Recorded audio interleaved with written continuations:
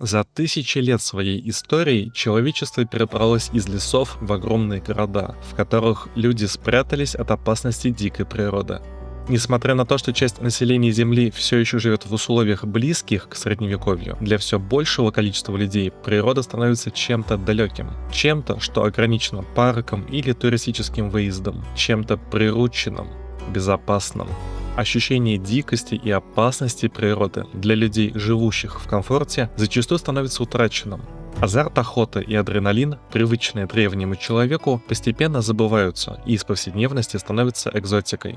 Подобный опыт столкновения с чем-то неизвестным и пугающим люди иногда пытаются воспроизвести в искусстве.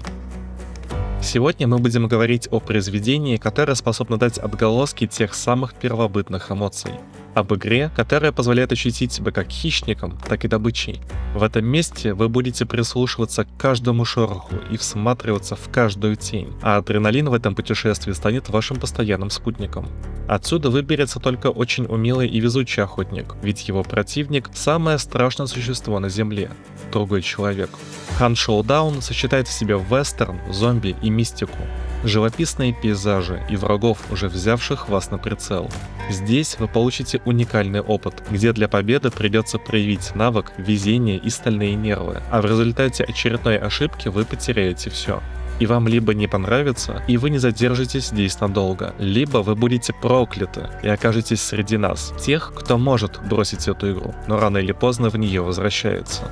Я провел в Hunt Showdown больше часов, чем в какой-либо игре вообще. За все это время у меня сформировалось то восприятие игры, которым я хочу поделиться в этом видео. Это видео будет и обзором игры, который даст незнакомым с игрой людям максимально полное впечатление о ней, и анализом дизайна игры, включая большое количество критики. А в конце я дам множество советов для начинающих игроков.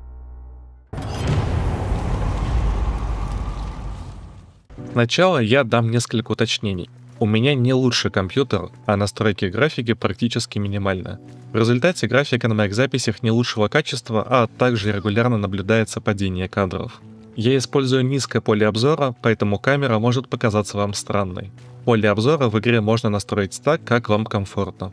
Внизу экрана у меня отображается снаряжение, из-за этого интерфейс может показаться перегруженным. Все это можно выключить и сделать экран чище, просто лично мне так удобнее.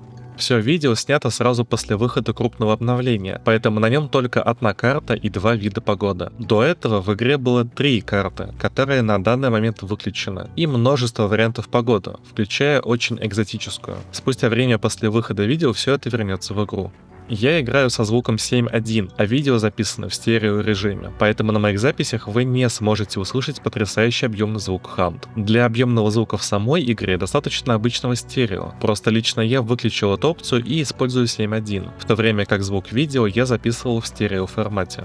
В этом видео я претендую на серьезный и, по возможности, объективный разговор о Hunt, но я не смог целиком избежать субъективного взгляда, эмоций и оценочных суждений. А также подобный формат материала не является моей профессией или регулярным хобби. Это мое первое в жизни видео подобного формата.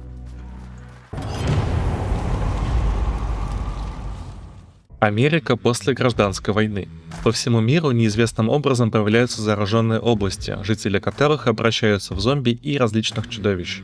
В Америке такие области взяты в карантин. Одним из таких мест является Луизиана, а с недавним обновлением и Колорадо.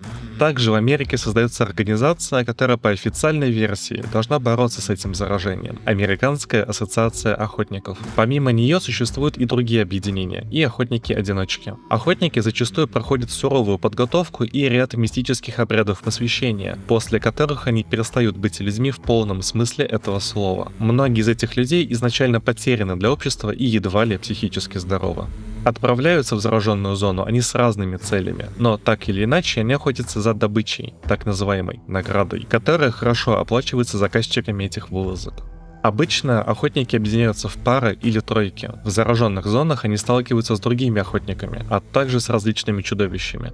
Даже если охотники убили чудовище, из пепла которого и добывается награда, а также убили всех конкурентов, кто хотел присвоить награду себе, им ничего не гарантирует избавление от новой вылазки. Вы выжили, чтобы умереть в другой раз.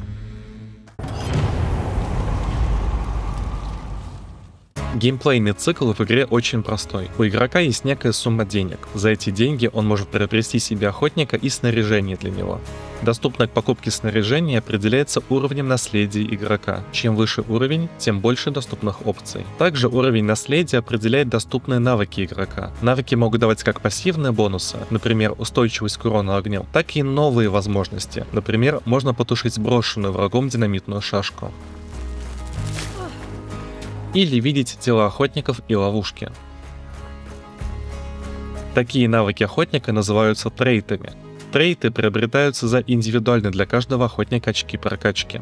После подготовки охотник отправляется на миссию. В процессе миссии он либо умирает, потеряв все снаряжение, либо добывает награду с босса, своими или чужими руками. За миссию игрок получает уровень наследия и деньги. Если охотник выжил, то он также получает личные уровни охотника, и игрок может взять ему новые трейты. Затем процесс повторяется, но с каждой миссией у игрока растут навыки и знания игры, а охотникам игра открывает новый доступный контент. В начале миссии все команды появляются по краям карты и одновременно начинают свое движение. Карта состоит из зон. В каждой зоне минимум одна крупная локация, например, старая ферма. Босс находится в одной из зон, случайным образом. Игроки находят особые точки, улики. Они сужают область поиска, вычеркивая те зоны на карте, где босса точно нет. Найдя босса, игроки убивают его, что обычно занимает несколько минут. После убийства босса начинается процесс его изгнания. Тело босса превращается в пепел, а игроки в этот момент чаще всего готовятся к обороне здания и составляют план выхода с карты. Место изгнания видят и все остальные игроки, а значит скоро придут и конкуренты, которые захотят отобрать награду и у тех, кто убил босса. После завершения изгнания игроки подбирают награду с босса и получают на несколько секунд возможность видеть врагов через стены. Враги же в свою очередь теперь видят положение награды на карте. Теперь необходимо выбраться, добраться до точки эвакуации и подождать там 30 секунд.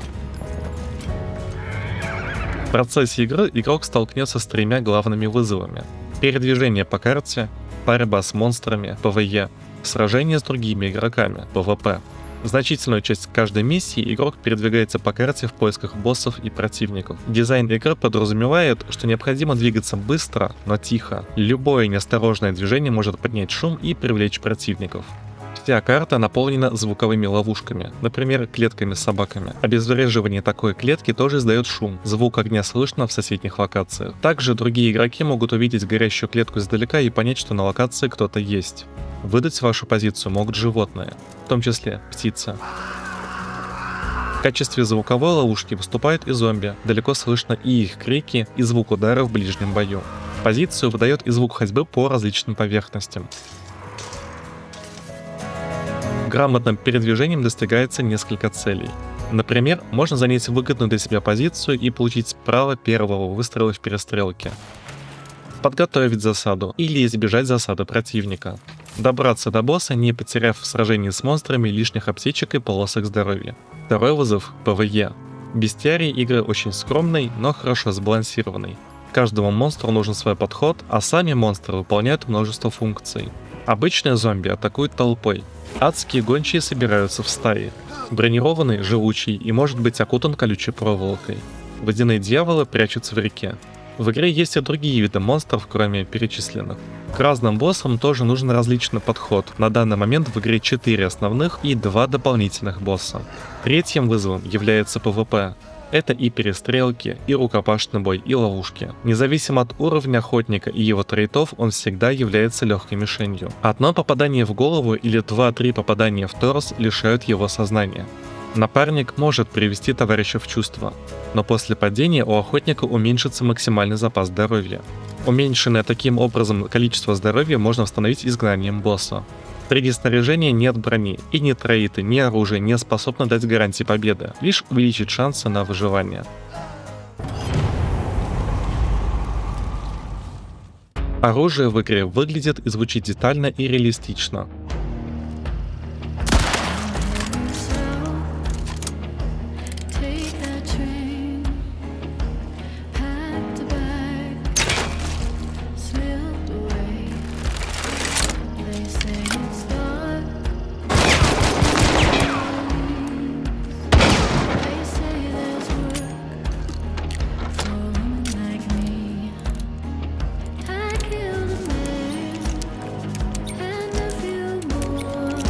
В описании видео я добавлю ссылку на сравнение оружия Хан с его историческими аналогами.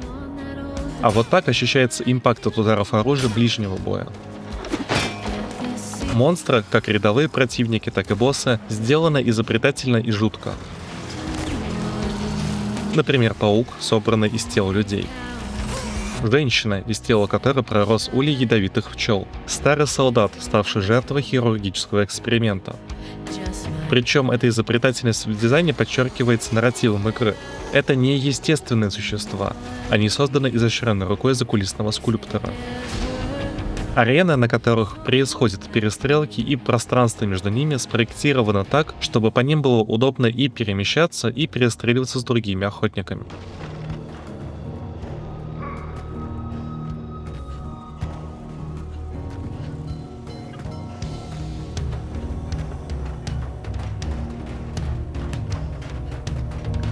Все устроено так, что охотник всегда может находиться в движении, загнать его в угол очень сложно.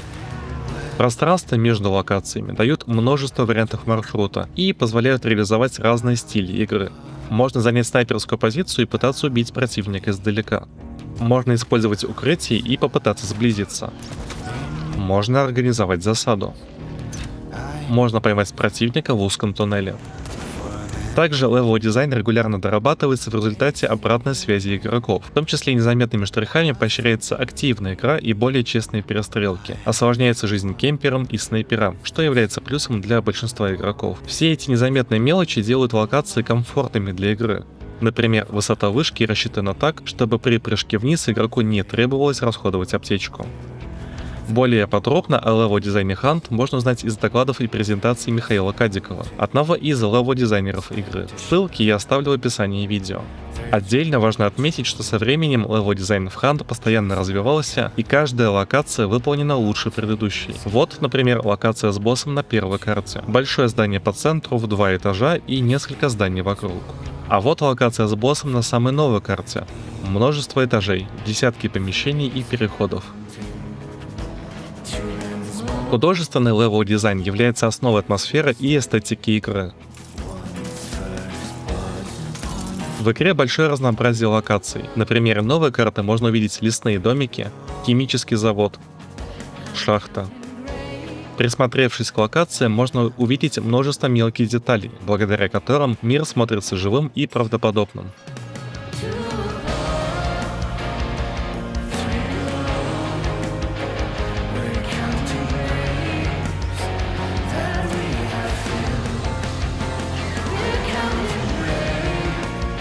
Локации не являются реалистичными. Это четко выделено пространство для перестрелок с большими зданиями, в которых можно найти боссов. И если пытаться анализировать игру с точки зрения реализма, сразу становится понятно, что и архитектура, и география здесь очень упрощены в угоду геймплею. Однако художественная сторона игры настолько сильна, что мне не нужен реализм. Когда я прихожу в небольшой город в Dragon's Dogma, я понимаю, что город этот — условность. В нем физически не может быть так мало зданий и людей. Это нереалистичный город. Это миниатюрная театральная сцена, на которой разворачиваются сюжетные события и ее геймплей. И я, конечно, был бы рад более реалистичным городам, но для погружения в игру мне достаточно и правдоподобия. Также и в Hunt. Это нереалистичный мир американского Дикого Запада. Это стилизованные арены для ковбойских перестрелок. Но эта сцена достаточно хороша, чтобы я, как актер в театре, мог погрузиться в свою роль и не думать об игровых условностях. Как мне кажется, дизайнеры игры нашли отличный баланс между художественной выразительностью и функциональностью.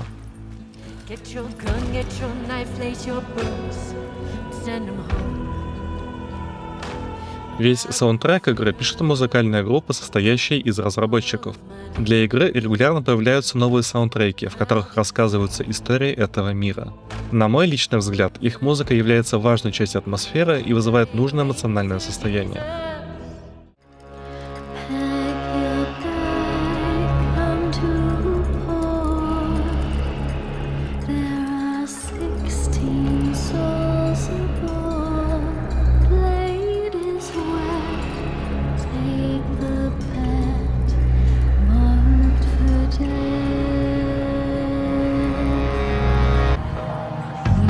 His broken heart's a grave.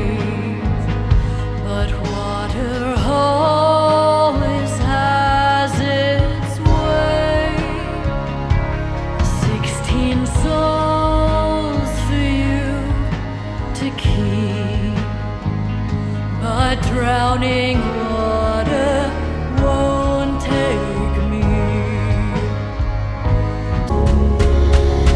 It's the high of the storm. It's the calm of the earth. What you bury at sea will rise with the tide. Отдельно необходимо выделить работу со звуком. Звук здесь не просто часть оформления, а главный источник всей информации в игре. Почти любое игровое действие имеет свой звук, например, звук установки растяжки. У каждого звука есть громкость, радиус и скорость распространения. По звуку выстрела можно определить оружие, а по звуку полета пули и ее попадания в стену можно понять тип патрона.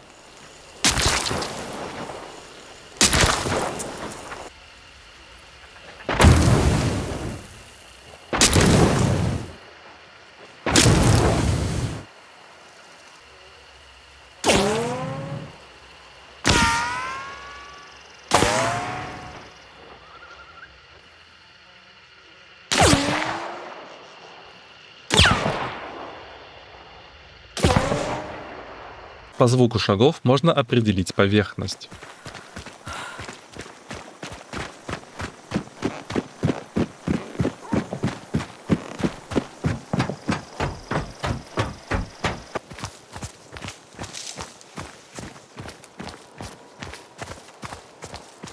Вместе с тем в игре есть множество трейтов, позволяющих заглушить свои звуки. Например, трейд, позволяющий тише проходить по звуковым ловушкам.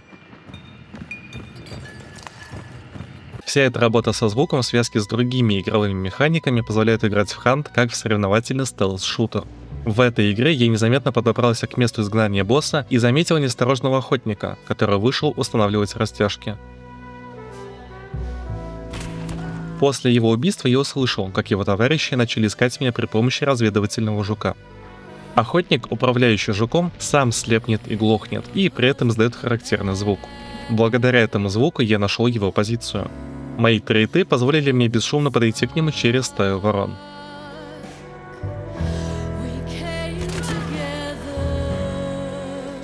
Оставшийся третий человек запаниковал и умер, когда мог вместо этого затаиться за углом с дробовиком и дождаться удобного момента для атаки. Игра также предоставляет много инструментов и оружия.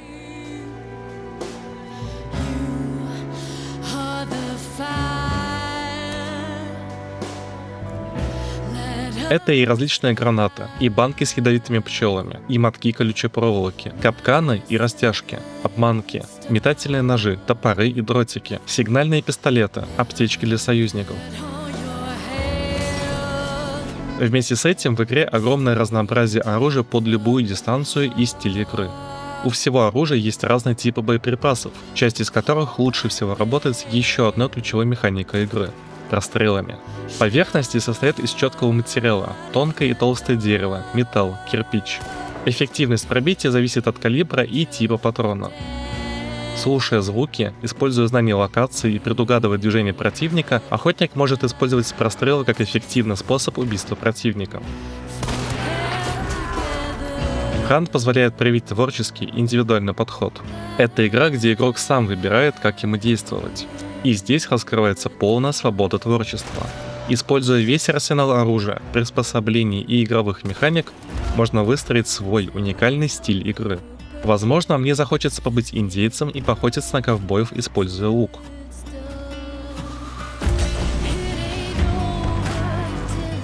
Можно попробовать победить, используя растяжки и капканы.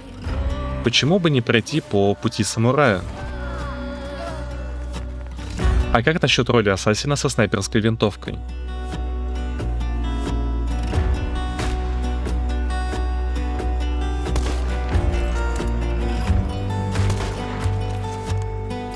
Можно взять взрывные патроны.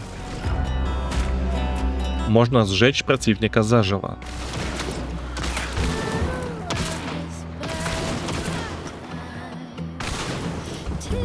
Можно и вовсе побыть падальщиком и собирать добычу после чужой перестрелки. А еще можно веселиться и не воспринимать игру всерьез.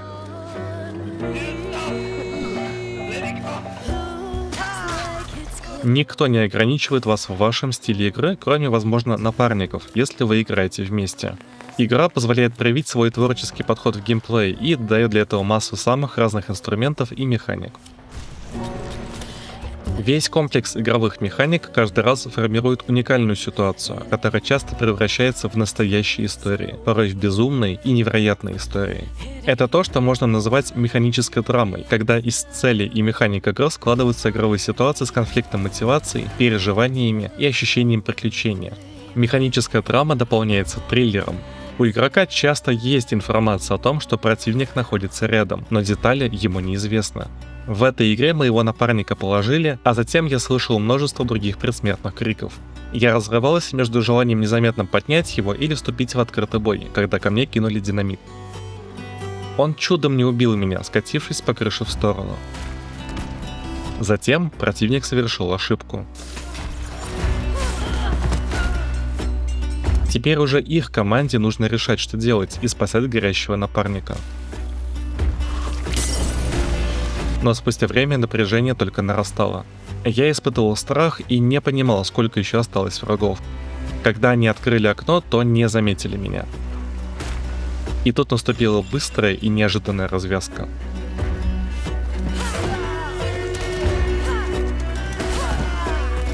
Именно в такие моменты, благодаря механической драме, складывается небольшая история и ощущение напряженного триллера. Напарник спасен. Такие ситуации позволяют пережить не только интересную историю, но и особенное чувство борьбы. В большинстве PvP игр противники находятся в равных условиях, словно на спортивной арене. Хант игрок постоянно попадает в заведомо неравные условия и, на первый взгляд, безысходные ситуации. Это уже не спортивная арена, а настоящее поле боя. Разнообразие игровых механик, а также постоянный элемент случайности и несправедливости – все это дает уникальный PvP-опыт, благодаря которому я ощущаю отголоски того самого недоступного мне азарта охоты в первобытном, диком и темном лесу. Зачастую этот опыт неприятен и некомфортен, но получая его, я понимаю, что это тот самый вызов и адреналин, которых мне не хватает в повседневной жизни. Также Хан дает огромный простор для дружбы и работы в команде. Работа в команде начинается еще до начала игры, с подбора тритов и снаряжения для достижения синергии. Если один из людей в команде взял ядовитый арбалет и набор растяжек, его напарники могут взять антидот, чтобы не бояться ядовитых облаков, и ящики со снаряжением, чтобы восполнить напарнику набор растяжек. В процессе игры также есть множество механик, поощряющих командную работу. Самый простой пример – механика поднятия напарника. Командная работа поощряется на уровне экономики. Например, твоя награда за миссию будет выше, если с тобой выйдет напарник. С босса выпадает 2 награды, и охотник может нести только одну из них. А если тебя уронили, то, наблюдая за напарником, ты надеешься на его навыки и удачу, что он сможет победить противников и поднять тебя на ноги. Также упавший напарник все еще является источником информации, ведь он может слушать обстановку вокруг себя. Хант — это отличное место, чтобы проверить и укрепить дружбу, и вместе реализовать самые необычные тактики против других игроков. Еще одним плюсом игры является комьюнити. Это и множество стримеров, и официальные мероприятия, например, конкурсы авторских роликов, активное обсуждение в Steam и на Reddit. Также в описании видео я дам ссылки на Discord каналы, на официальный канал игры и на крупнейший русскоязычный канал GG. Количество игроков в игре стабильно растет, и с почти каждым ивентом игра бьет свои рекорды онлайна. Также в игре относительно быстрые матчи. Здесь игрок, если он того хочет, может вступить в перестрелку максимально быстро, затем подобрать награду и выйти с карты. А можно поискать ценную добычу и убивать монстров ради прогрессии. Но это опциональная награда, а не часть основного цикла игры. Лично для меня именно комбинация всех этих вещей – визуального и звукового дизайна, левел дизайна, сеттинга и мрачной атмосферы, свобода творчества в геймплее, механической драмы, ощущение борьбы, работа в команде, большого комьюнити и относительно быстрых матчей – все это делает для меня игровой опыт в Hunt уникальным, а саму игру любимой и не имеющей аналогов.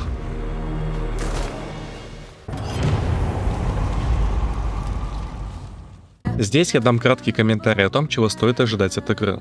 Возможности охотника ограничиваются движением, спринтом, прыжками и приседаниями.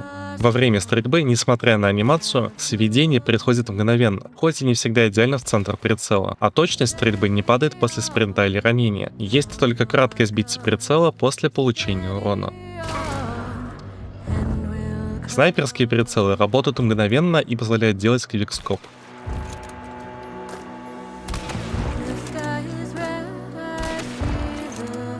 Это не тактический шутер, где у персонажа есть возможность выглянуть из-за угла или сделать подкат в бою. Именно тактический подход к стрельбе можно увидеть в других современных шутерах.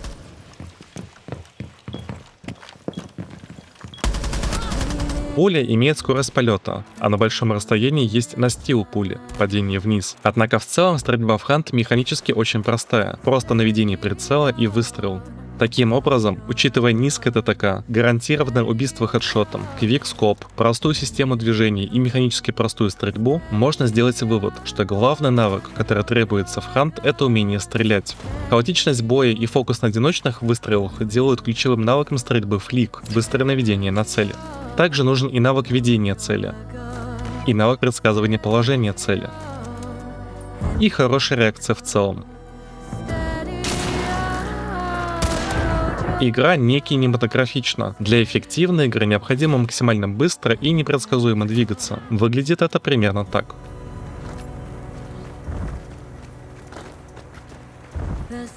Это не хоррор. Игра очень атмосферная и сильно пугает новичков, но это быстро проходит.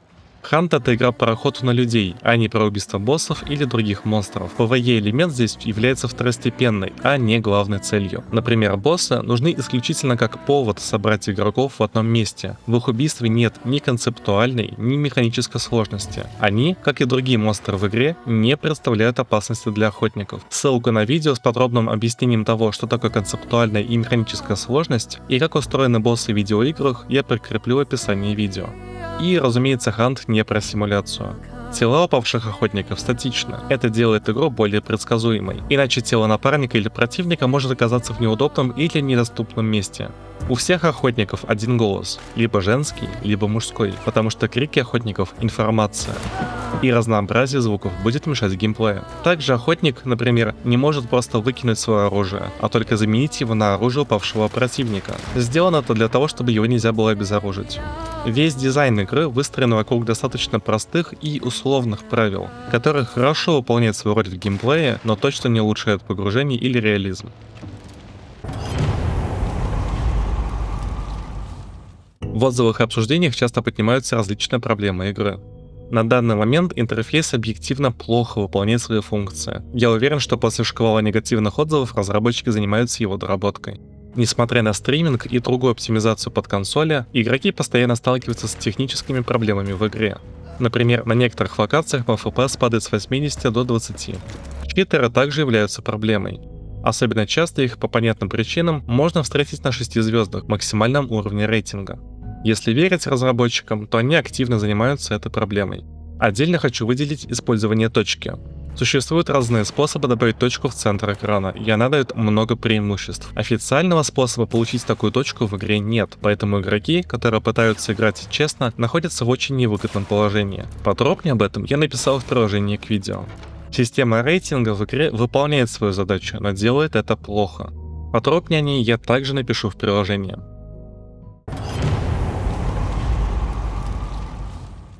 Чтобы говорить о проблемах в дизайне игры, для начала необходимо определиться, какие именно задачи этот дизайн должен решать.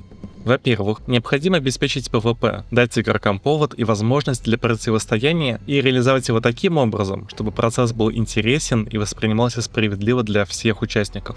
Во-вторых, исходя из разнообразия доступных инструментов, оружия и трейтов, игра должна обеспечивать возможности творчества, различные стили игры. И, в идеале, важно отметить, что источник удовольствия у разных игроков будет разным.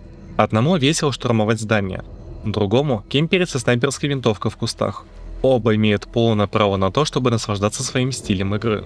В-третьих, очень низкий ТТК говорит о необходимости дизайна, в котором игроки должны принимать очень рискованные решения, в то время как за неудачу их наказывают потерей охотника и всего его снаряжения.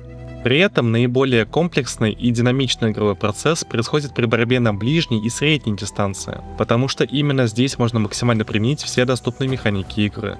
Ловушки, стелс, тактические маневры, ближний бой и любые виды вооружения. Однако такой способ игры является и наиболее рискованным. Из-за высокой цены ошибки часть новичков его избегают, предпочитая действовать осторожно и неторопливо. В итоге мы получаем множество групп игроков, которых можно разделить как по стилю игры, так и по уровню опытности и готовности рисковать. Задача дизайна игры — сделать так, чтобы все эти игроки собрались в одном месте и весело провели время, чтобы все они могли использовать разнообразные стратегии и чтобы они принимали непростые решения. Справляется ли дизайн игры с этими задачами? На мой взгляд, недостаточно хорошо. Давайте разбираться почему. Рассмотрим игровой цикл. Одна из команд находит и убивает босса, начинает изгнание. Приходят другие команды, начинается активная перестрелка и штурм здания. Выжившая команда забирает награду и пробивается к выходу. Победитель уходит с карты вместе с наградой. Звучит максимально просто и логично, не так ли?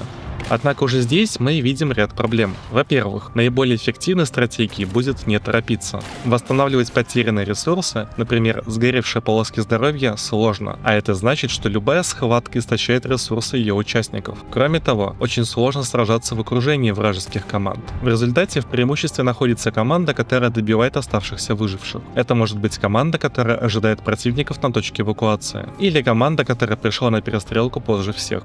Здесь мы уже видим первый конфликт дизайна. Эффективная игра — это наиболее пассивная игра. И несмотря на то, что пассивный стиль геймплея может нравиться некоторым игрокам, он должен быть опциональным, а не самым эффективным. В качестве решения этой проблемы игра дает несколько инструментов, например, усиленное темное зрение и несколько точек эвакуации в разных частях карты. Однако на практике это не решает проблему до конца. Во-вторых, когда босс убит и одна из команд приготовилась защищать здание, игра никак этот штурм здания не поощряет. Нет ни одной механики, которая делала бы штурм здания необходимым. Чаще всего те, кто убил босса и защищает здание, вооружены дробовиками и оружием ближнего боя. Штурмовать их невыгодно. Команда, которая подошли к зданию, предпочитает подождать развития событий, а команда внутри здания ожидает, пока противники снаружи перебьют друг друга и начнут штурм. Осажденные стараются сидеть тихо и не выглядывать в окна, иначе сразу получат пулю в голову. В уязвимом положении оказываются те, кто сделает первый шаг.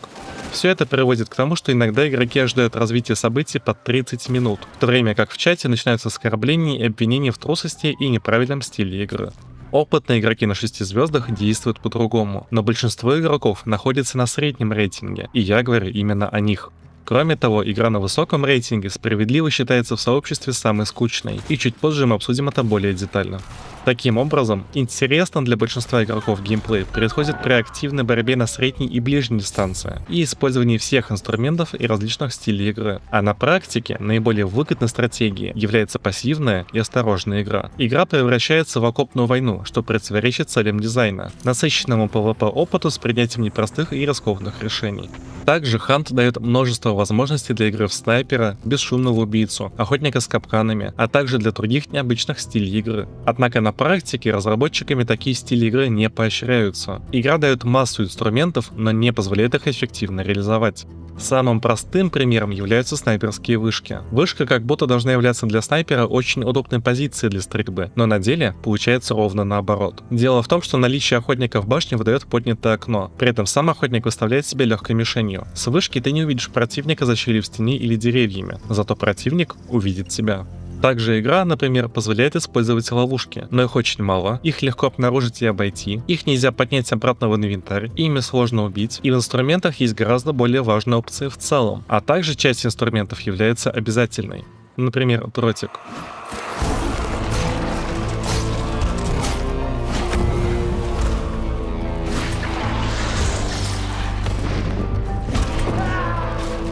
У охотника 4 слота снаряжения, один из которых занят аптечкой. Еще один, чаще всего, газовой бомбой. Третий слот обычно занят оружием ближнего боя или дротиком. Конкуренция за оставшийся 4-й слот огромная. И чаще всего там оказывается сигнальный пистолет, позволяющий поджигать тела противников. Или световые растяжки. Все 4 инструмента критически необходимы для эффективной игры. Брать вместо них другие попросту нет смысла. У игры есть и проблемы в балансе. Если согласиться с подходом Сида Мейера и воспринимать игру как ряд интересных решений, то сбалансированный выбор снаряжения будет означать, что игрок не может взять самую эффективную опцию — использовать доминирующую стратегию. Вместо этого при выборе снаряжения игроку необходимо идти на компромиссы. Вот обычный ПАКС, а вот ПАКС, который является полноценным ножом. ПАКС с ножом идентичен по характеристикам. У меня нет ни одной причины при выборе оружия взять его обычную модификацию. То же самое справедливо и для многих других модификаций оружия. Например, зачем мне брать обычную винтовку, когда я могу взять точно такую же, но с перезарядкой в десятки раз быстрее. Хорошим примером баланса в Хант являются револьверы системы Стриж. Обычный револьвер перезаряжается по одному патрону. Револьвер системы Стриж перезаряжает сразу все патроны, включая неиспользованные. Игрок принимает решение и в момент выбора револьвера, что ему больше подходит. И во время игры с модификацией Стриж, стоит ли перезарядиться сейчас или оставить 4 патрона, но не потерять их. Одним из инструментов балансировки снаряжения выступает его цена. Однако, если я выбираю между томагавком и тротиком, и моя цель максимально эффективно убивать вражеских охотников, разница в цене никак не мешает мне взять именно дротик. Аналогичная проблема и с трейтами. Есть обязательно трейты для эффективной игры, а есть те, которые большинство игроков игнорирует. Проблема баланса есть и между типами оружия. Доминирующим оружием в игре являются винтовки на длинном патроне. При высоком навыке игры это самое универсальное оружие на любой дистанции. Таким образом, и ограничение необычного геймплея со стороны дизайна игры, и плохая балансировка доступных игрокам опций. Все это противоречит другой цели дизайна — дать игрокам различные сбалансированные и интересные стили игры. Является ли доминирующая стратегия проблемой в PvP-шутере? Однозначно да. Однако, как мне кажется, это неизбежно. Добиться идеального баланса невозможно, но к нему можно приблизиться. Но проблема доминирующей стратегии становится особенно явной, если она конфликтует с задачами дизайна игры. Самым эффективным оружием в игре являются винтовки. Самым эффективным инструментом — дротик, который позволяет игнорировать PvE-контент игры. Самой эффективной стратегией — пассивная осторожная игра и отсутствие штурма зданий. Игрок, играющий на победу, будет играть именно таким стилем игры, и чем выше рейтинг, тем лучше это видно на практике. Проблема заключается в том, что это доминирующий стиль игры и наиболее скучный для большинства противников такого игрока, и позволяет игнорировать большинство механик игры. Многие инструменты и тактики, доступные игрокам, ловушки, засады, дробовики, обходы с фланга, мощное оружие ближнего боя, все это хорошо работает на ближней и средней дистанции, особенно в зданиях. Охотник с винтовкой, который держится на нужном расстоянии от противников, защищен от всех этих механик. Он не идет в ловушки, не позволяет дробовику подойти на эффективную дистанцию и грамотно передвигается, избегая атак с фланга. Такой игрок, помимо грамотного передвижения, полагается на хороший аим и реакцию, особенно на флик. Что-то противопоставить ему очень сложно, если вообще возможно. Таким образом, мы видим третью проблему дизайна игры. Помимо наличия доминирующей стратегии, эта стратегия позволяет игнорировать и большинство инструментов и других стратегий игры, а геймплей против таких противников для большинства игроков не является интересным. В то время как игроку с арбалетом и растяжками требуется огромное количество навыков позиционирования и тактики, игроку с доминирующей стратегией достаточно просто уметь хорошо стрелять и держаться на нужной дистанции, чтобы быть почти непобедимым. Помимо всего этого, разработчики выключают из игры целые игровые механики. Например, у охотника есть стамина, которая очень важна для передвижения и атак в ближнем бою. Стамина используется и как инструмент балансировки игры. Например, разное оружие при ударе потребляет разное количество стамина. Но в игре существует шприц, который позволяет на 10 минут попросту игнорировать всю эту механику. Также мы можем игнорировать выносливость при броске метательного оружия и ударе катаной. Они все еще потребляют выносливость, но при ее отсутствии не теряют эффективности. Спорные решения есть и в управлении. Например, охотники с наградой видят противников в темном зрении. Однако в игре есть множество механик, связанных с темным зрением. Некромант, поиск тел и так далее. В результате у игрока с усиленным темным зрением возникает конфликт этих механик. Но ведь в темном зрении не используется клавиша прицеливания или клавиша стрельбы. Если бы оно использовалось с помощью дополнительных клавиш, игроки с наградой получили бы гораздо более гибкие возможности. Еще больше мыслей о проблемах дизайна и мои предложения по их исправлению можно найти в приложении к видео.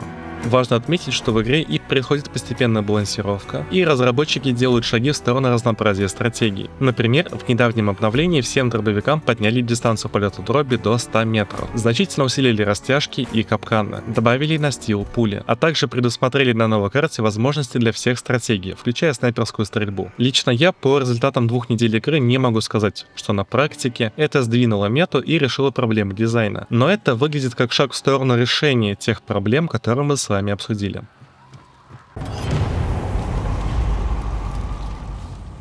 Давайте рассмотрим навыки и знания, которые тестирует игра, и их развитие со временем. Игра требует знания игровых карт. Знания карт очень важны и для эффективного передвижения между локациями, и для перемещения внутри зданий. В том числе важное знание мест, куда можно прокидывать гранаты. И важно понимать сильные и слабые стороны каждой позиции. Также знание локации позволяет использовать тайники с припасами. Игрок получает эти знания непрерывно, даже если просто передвигается по локациям. Игра требует знания игровых механик. Сюда входят типы патронов, виды оружия, приспособления, монстра, босса и все другие механики игры. Здесь аналогично. Знания механик и навыки работы с ними растут постоянно, и для их наработки нужно просто играть. Игра требует сложный навык перемещения по локациям, поиск комфортного для себя стиля игры, сочетание скорости, скрытности и эффективности. Сюда можно отнести и навыки стелса. И эти навыки и знания также нарабатываются просто активной игрой. Для изучения карт, механик и отработки навыков раньше использовался режим испытания, на данный момент вырезан, хотя на мой личный взгляд он был очень полезен для изучения игры. Также из игры была удалена возможность изучить любую карту в соло-игре, которая не давала никаких наград. Потопный режим игры позволял детально изучить локации, отработать навыки передвижения по карте и протестировать свое оружие.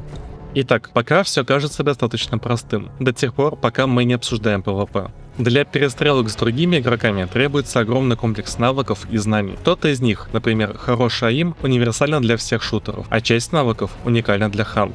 Для развития всех этих навыков в PvP нужна регулярная практика. Не стоит забывать и психологическую готовность к конфликту и хладнокровность, которую тоже необходимо нарабатывать. В процессе же игры у новичков значительную часть времени занимает передвижение по карте и пассивное ожидание во время перестрелок. И если опытные игроки часто действуют очень активно, то новички в силу низкого навыка и нерешительности предпочитают пассивный геймплей, в котором они могут 20 минут ожидать развития событий, особенно если речь идет о штурме здания, о чем мы говорили в предыдущем разделе видео. Всем этим я хочу сказать, что зачастую активная стрельба с другими игроками у новичков занимает наименьшую часть игрового времени. Большую же часть игры происходит передвижение по карте и пассивное ожидание во время противостояния с противником. Стандартный же раунд в большинстве других шутеров длится небольшое время, а также дает беспрерывный и концентрированный опыт перестрелок, за счет чего игрок быстро развивает свой навык и получает постоянную обратную связь. В результате у новичков навыки, необходимые для PvP, развиваются невероятно медленно. Новичок заходит в игру, проходит калибровку, после чего его чаще всего кидает на 3 звезды. На 3 звездах он встречает людей с тысячами часами игры. Ты можешь потратить 40 минут на матч, умереть от случайного выстрела и не научиться ничему. В теории для отработки этих навыков существует стрельбище, но оно, как и некоторые другие аспекты игры, недоделано и больше похоже на прототип. На нем отсутствует часть сторитов, нет удобного бесконечного способа пополнить инструменты, нет режима стрельбы без перезарядки, нет парного оружия, нет возможности отработать стелс и тактику игры. И главное, нет инструментов для отработки стрельбы по движущимся целям. И просто посмотрите, как здесь разбросано оружие и расходники. Найти что-то конкретное очень проблематично. А теперь посмотрите на стрельбище из Back 4 Blood, где все сделано для максимально удобного тестирования всего оружия и инструментов игры. Стрельбище в Hunt можно применять для тестирования некоторых механик и отработки самых базовых навыков, но даже это делать не всегда удобно. А ведение за целью и стрельбу по движущимся целям тренировать на нем попросту невозможно. Не у всех людей есть друзья, которые регулярно согласны выступать в роли движущейся мишени. Также в Hunt отсутствует внятная статистика после матча. Нет даже обещанной разработчиками системы повторов передвижения, на которых хотя бы просто отображается маршрут передвижения игроков. Нет записи того, как вас убил противник. Почти никаких инструментов для анализа своей смерти игра не предоставляет. Возможность закрыть свой профиль также не добавляет в игру так необходимой информации о противнике. После смерти своего охотника больше всего хочется посмотреть, кто тебя убил, как он это сделал, насколько хорош или плох этот игрок, где ты ошибся. Разработчики намеренно оставляют игрока в максимальном невидении, в информационном вакууме. А недавно было спрятано и КД, и рейтинг вашей команды в лобби. Все это не только мешает обучению игрока, но и очень сильно фрустрирует и отталкивает игроков. Спустя сотни часов игры игрок хорошо знает игровые механики и карты, умеет перемещаться и бороться с монстрами, но его навыки PvP практически не развивались, а разработчики не ценят время игроков и не дают им инструментов для тренировок и изучения игры. А с учетом проблем в системе рейтинга и проблем в дизайне игры, мотивация играть дальше таких людей становится все меньше. На мой взгляд, именно проблема обучения является главной преградой для новых игроков в игре, а без новых игроков любой онлайн PvP шутер просто обречен.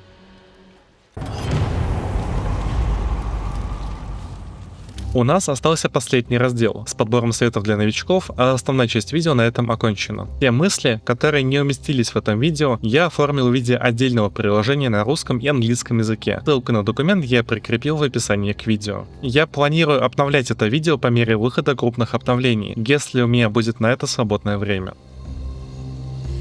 Be still, my dear, don't cry, for soon you will be at her side. Death is no man, death is no wraith, death is a bird flying. Death is no man, death is not fate, death is a bird flying, flying.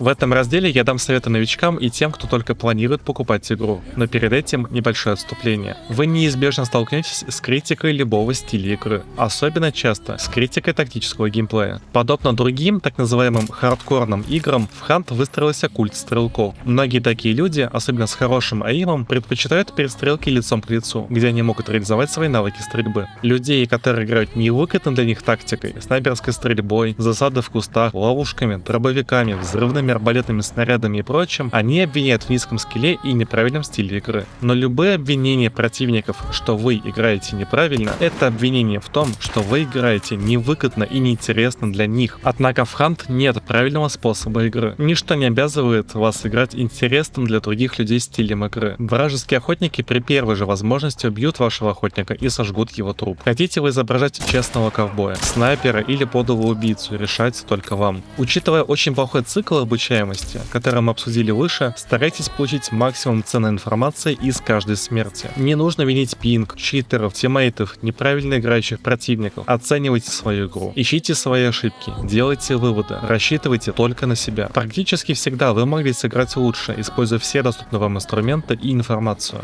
Не распространяйте непроверенные утверждения читеров. И наоборот, встречая явных читеров, сделайте максимально подробный репорт. Ссылку на инструкцию репорта я приложил в описании к видео. Поиграв в игру, найдите комфортно для себя свой стиль игры. Попробуйте разное оружие и найдите любимое. Не гонитесь за эффективностью. В игре, разумеется, есть более и менее эффективное оружие, более простое и сложное в освоении. Для вас это сейчас не имеет значения. Играйте тем оружием, которое вам в первую очередь нравится и, как можно выразиться, хорошо ложится в руку. Это касается и внешнего вида оружия, и его геймплея. Соберите комфортно для себя лодаут. Обязательно включите туда бомбы-тушилки, если играете в группе. И играйте только на этом лодауте. Это может быть скучно, но это лучший способ максимально быстро научиться обращаться с выбранным оружием. И на начальном этапе игры именно опыт обращения с конкретным оружием, а не его цена и характеристики, являются самым важным для эффективной игры. Также советую сделать дешевую и дорогую версию лодаута. Например, если вам нравится апперкот, включите в дешевую версию лодаута пак Сверняк. По своим характеристикам он максимально близок к апперкоту. А если охотник вышел с награды хотя бы один раз, выдавайте ему более дорогой лодаут. Это и сэкономит вам массу денег и даст ощущение прогрессии.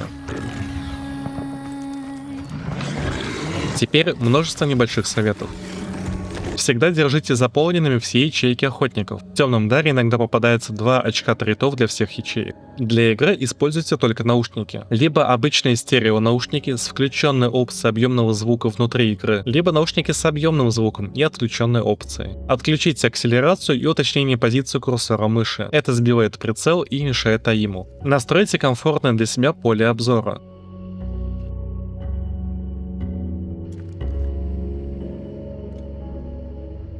Настройте чувствительность прицела. Лично у меня она низкая. Дело в том, что когда вы двигаете мышку, используя не только запястье, но и всю руку, вы гораздо лучше вырабатываете мышечную память и, как следствие, скорость и качество аима, а также лучше контролируете точность движения прицела. Настройте удобную чувствительность всех видов прицелов. Ссылку на гайд по настройке я оставлю в описании видео. В настройках разделите клавиши прыжка и преодоления преграды. Это защитит вас от случайного прыжка в окно или через забор и позволит делать вот такие вещи.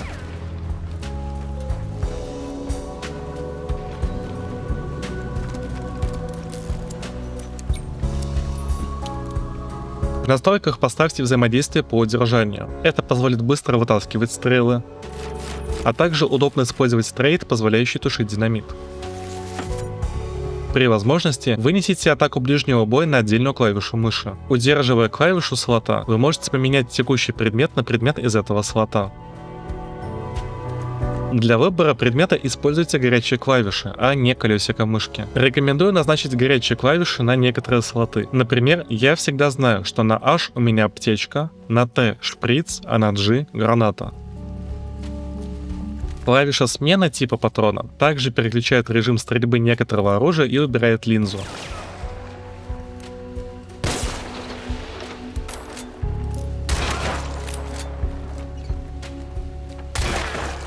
Мосинку и лепель можно дозаряжать сразу после выстрела, чтобы не терять патрон при перезарядке. Подсказка визуально меняется после взятия. Карта у всех игроков закрывается одинаково. Зоны на карте закрываются в сторону локации босса.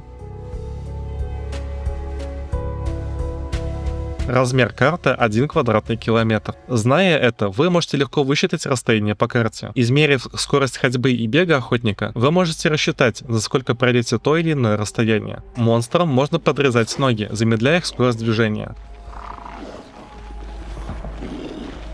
Зомби можно приманивать звуками окружения.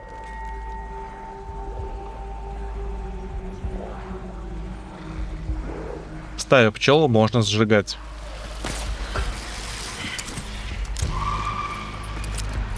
Все монстры спавнятся в определенном радиусе от охотников и деспавнятся, когда в этом радиусе охотников не остается.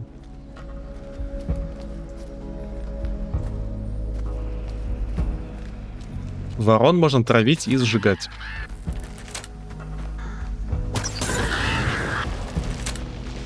Ищите неочевидные пути передвижения по карте.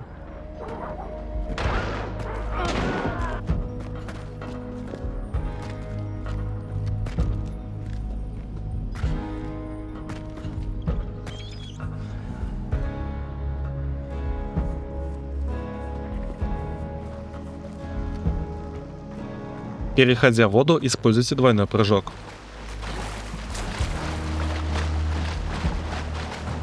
Если вы устали, то вместо того, чтобы продолжить бег, перейдите на шаг и дайте себе отдышаться. Я обычно отсчитываю 8 покачиваний оружия. Таким образом, вы будете передвигаться быстрее, чем продолжая бежать после появления усталости.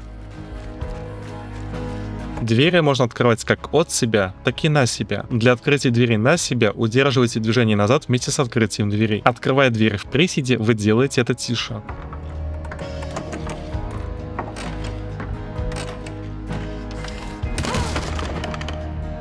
Поднимая напарника, опустите голову вниз, а также хаотично вращайтесь. Так вы значительно усложните попадание в вашу голову. Убегая, старайтесь передвигаться непредсказуемо.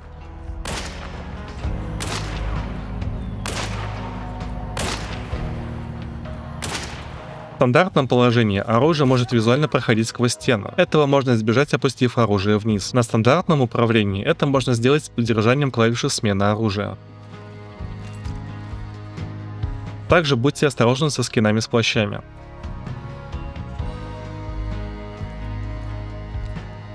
Зная расстояние до противника, его направление и скорость движения, скорость полета и падения пули, вы можете стрелять на упреждение. Это требует регулярной тренировки, но в результате вы сможете делать это на интуитивном уровне. Это одна из причин, почему необходимо играть на одном оружии и привыкать к его баллистике. В описании я приложу ссылку на устаревшее видео по баллистике до появления настила пули. Возможно, спустя время на канале появится обновленный гайд с учетом этой механики. Но общий принцип стрельбы на упреждение можно понять и из старого видео. При стрельбе на средней дистанции настил все еще не играет никакой роли. Чаще всего охотник падает ногами в сторону убийцы, но это правило работает не всегда.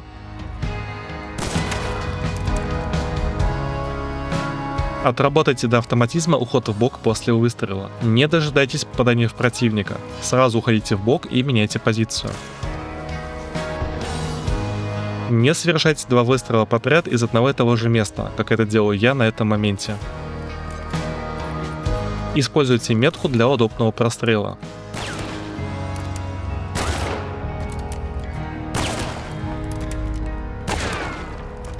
Двойные пистолеты имеют в запасе столько же патронов, как и один пистолет.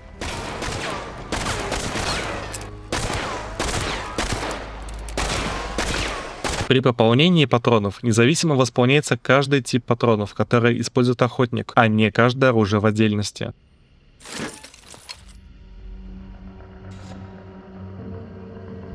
Кидая гранату, не спешите, доводите фитиль почти до конца. Кроме того, замахнувшись, встаньте и слушайте. Противник, услышав гранату, начнет бежать, меняя свою позицию. Ориентируясь по звуку шагов, вы можете кинуть гранату ему под ноги. Помните, что вы уязвимы во время броска гранаты. Это работает и в обратную сторону. Если противник готовит динамит, это отличный момент, чтобы убить его. Помимо прочего, динамит, так же как и газовую бомбу, можно использовать в качестве дымовой завесы.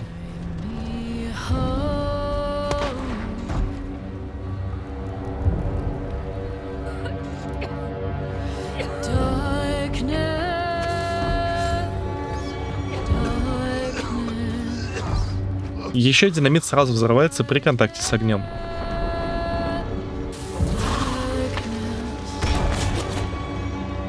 Перед штурмом здания забросьте внутрь несколько гранат и газовых бомб. Если вы хорошо знаете здание, то таким образом вы сможете понять, где именно находится противник. В свободное время, пока вы находитесь в здании, внимательно осматривайте стены и крышу. Ищите и запоминайте неочевидные места, где можно прокинуть гранату. Во время обороны здания будьте осторожны с окнами. Вам будет сложно найти противника, в то время как вы сами будете как на ладони. Поэтому окна — это первая цель ваших противников снаружи. Во время штурма здания постарайтесь сначала открыть и выбить как можно больше окон и дверей. Обязательно проверяйте все на растяжке. Также можно использовать жука для разведки. Если враг наступил в вашу световую растяжку, вы узнаете об этом на любом расстоянии. Из растяжек под окном, забором или лестницей можно спастись.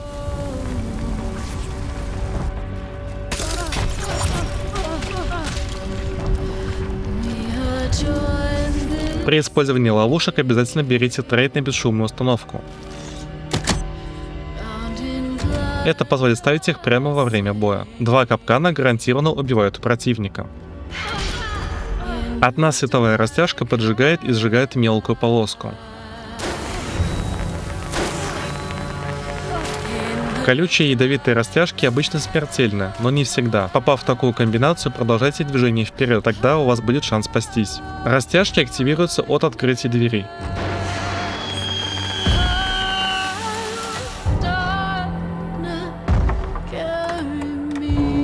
Капканы можно безопасно ставить на бегу.